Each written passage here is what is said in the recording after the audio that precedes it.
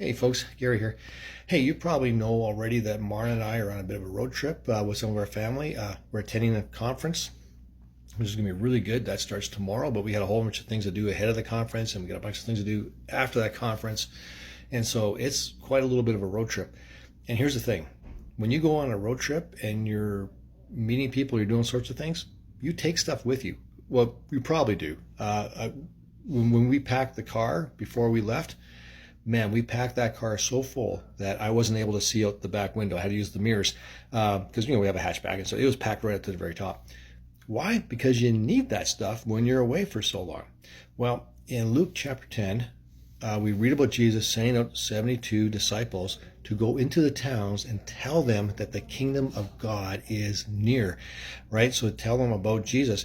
And so he sends them out to do that. And in verse 4, he says this to them. He says, carry no money bag. So in other words, don't take your credit card, don't take your debit card, don't take any cash.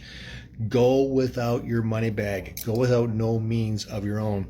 And then he also says, so don't take any money. Take no knapsack. In other words, don't take any luggage with you either. Okay, take no knapsack.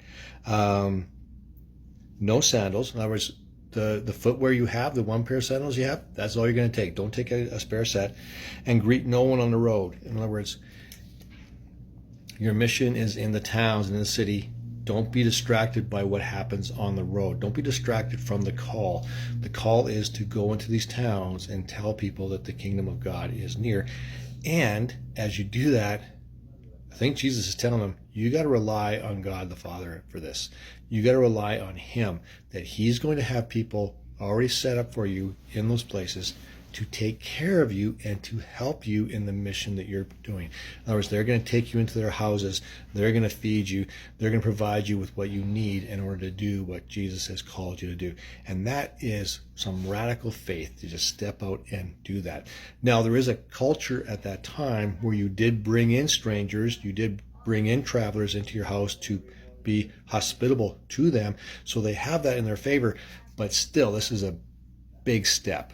It's a big step to go with nothing. And it's a pretty cool thing because as these disciples trust in Jesus and trust in the call that He has put on them, really cool things take place. And we'll read about that further on in Luke chapter 10 as we move through it. So for today, I just want to say this. If you feel God calling you to do things or to say things to someone or to tell them about Jesus, don't hesitate. Do it. And trust that Jesus has things already set up. Because He's a good God. All right, catch you later.